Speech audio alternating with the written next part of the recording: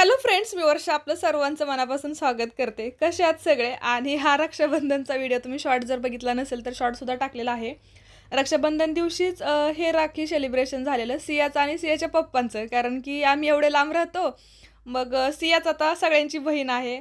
आरूसाठी तर स्पेशल बहीण झालेली आहे, त्याच्यामुळे त्याचं तर रक्षाबंधन दरवर्षी खूप छान होतं. आणि माझं होतं अधूनमधून एखादं वर्ष असं जातं, एखादं वर्ष. पण यावर्षी बघा परत छान मुहूर्त आलेला आहे. आणि माझा भाऊसुद्धा रक्षाबंधनसाठी पुण्याहून आलेला. तर रक्षाबंधन दिवशी नाही, पण 2-3 दिवसानंतर आलेला. तर ते सगळं बघूयात आपण. आणि सियाचं आणि आरूचं स्पेशली खूप क्यूट वाटतं हे बघायला, भारी वाटतं. आणि मला तर कारण की मागच्या वर्षी आणि यावर्षी तिने ना स्वतःहून राखी बांधली, पण एवढी छान तयार होते आणि खूप भारी वाटते ना अशी बहीण भावाची बॉन्डिंग. तर चला आपण पुढचं रक्षाबंधन बघूयात. आणि बघा, सियाचं बड्डे सेलिब्रेशन तुम्ही बघितलेलंच असेल ना. आणि दिवस आमचा त्याच्यातच गेलेला. आणि त्याच्यानंतर दुसऱ्या दिवशी परत माझा भाऊ वहिनी सगळे जाणार होते, त्यासाठीच आलेले बड्डे आणि माझं रक्षाबंधन होईल या निमित्ताने. तर बघा, बड्डे झाल्यानंतर आम्ही तेव्हाच म्हणजे राखीचा पण जो आहे ना प्रोग्राम आवरलेला. आणि त्यासाठी वहिनीने पूर्ण असं डेकोरेट केलेलं, म्हणजे थोडीशी रांगोळी काढलेली. उशिरा झालेला बड्डेमुळे आम्हाला. मावशांनो,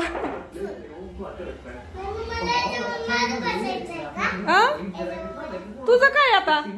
लिपस्टिक तर थोडीच लावली. हा, झाला ना तुझा बड्डे. आता आता मला राखी बांधायची मग आम्हाला बघ.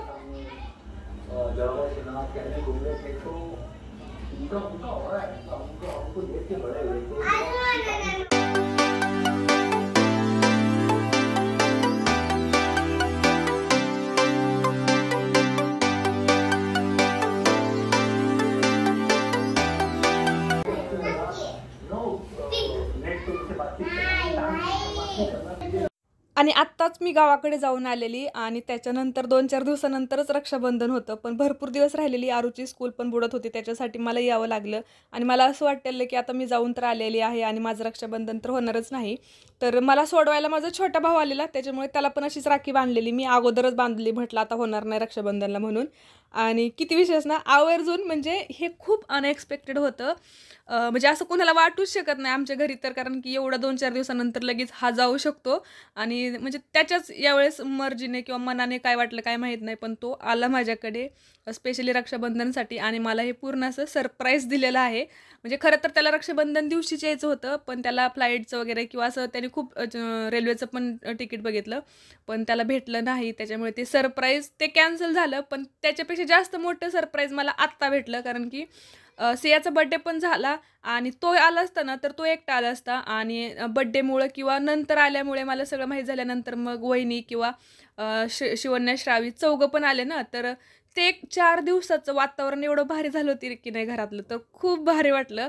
आणि खूप धिंगाणा मस्ती आणि पोरांचा तर एवढा गोंधळ होता. बड्डे विशेष सगळ्यांमुळे खूप भारी झालं सियाचा. तर असं हे माझं छोटंसं रक्षाबंधन झालेलं आहे.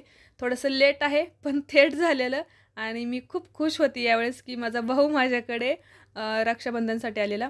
तर त्याच्यानंतर बघा, माझं झाल्यानंतर आणि हा माझा मोठा भाऊ आहे, त्याच्यामुळे हे पण मी करतेच दरवेळेस. त्याच्यानंतर माझ्या मिस्टरांना वहिनींनी राखी बांधली, कारण की आमच्याकडे असं नंदीच्या नवऱ्याला भाऊ म्हणून राखी बांधली जाते. म्हणजे भरपूर ठिकाणी बांधतात, काही ठिकाणी माहीत नाही, पण आमच्याकडे असं बांधतात. आणि यांची बहीण पण येऊ शकलेली नव्हती, तर चला मस्त त्यांचं सुद्धा रक्षाबंधन झालेलं आहे.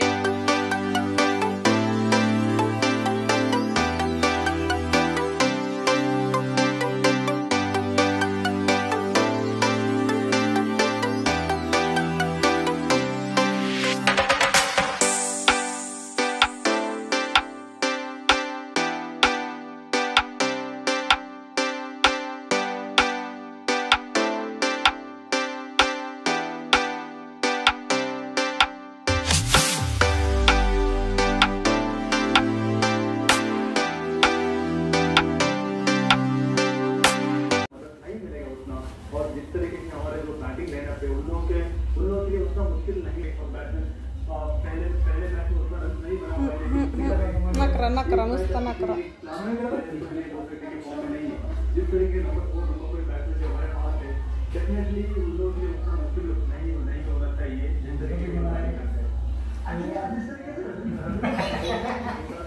इकडे बस, नाटक नुसती. चला आता कपडे काढा. चला बसली तिथं.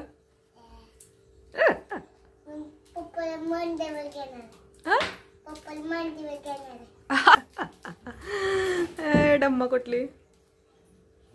आणि हे रक्षाबंधन दिवशी दादासोबत पप्पांना सुद्धा असं परीने राखी बांधलेली, कारण की पूर्ण एक्साइटमेंट बघा, किंवा ती प्रत्येक गोष्ट ना खूप सुंदर प्रकारे करते, ते सुद्धा भारी वाटत होतं एकदम. चला राखी बांधा. ती नसते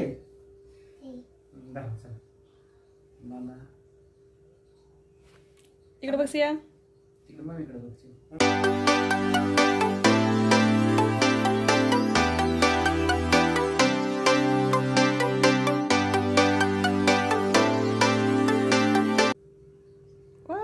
ताई लय मस्त दिसती काय प्रिन्सेस. हा बांधा आता. वणीन बिन्नीन घालून दिसताना करा. कसं केली, कसं बांधलंय ती, तुझं बांधते.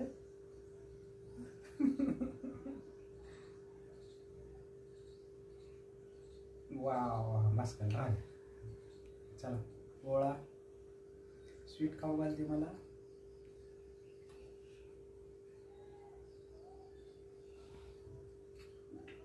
अजून एकदा खाऊ घाल का, फोटोच नाही निघला. हीच खाऊ.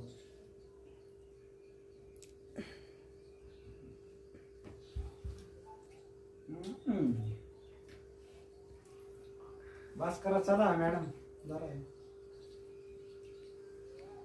उलट असं इकडे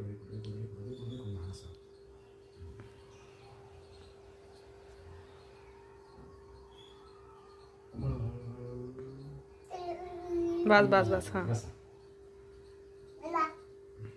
हा कसं अयो इकडे बघा. तिकडे बघ मम्मीकडे बघ.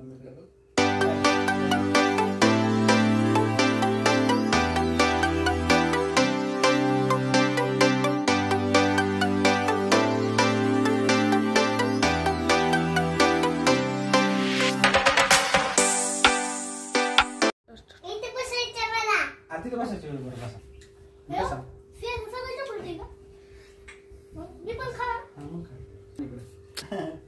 चिवच्या हातात लाखी बांधायची नाही. चिवला तर लाखी बांधायची. चिवला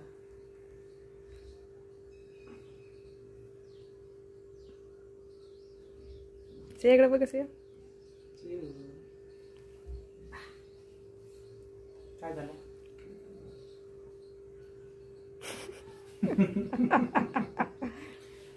खाऊ झालं. चल शिवला ओळू का. शिव काय त्याला गंध तर लावलाय का.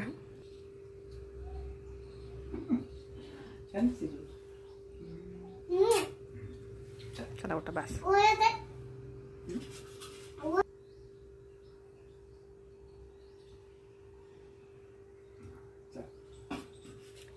पप्पाला गिफ्ट.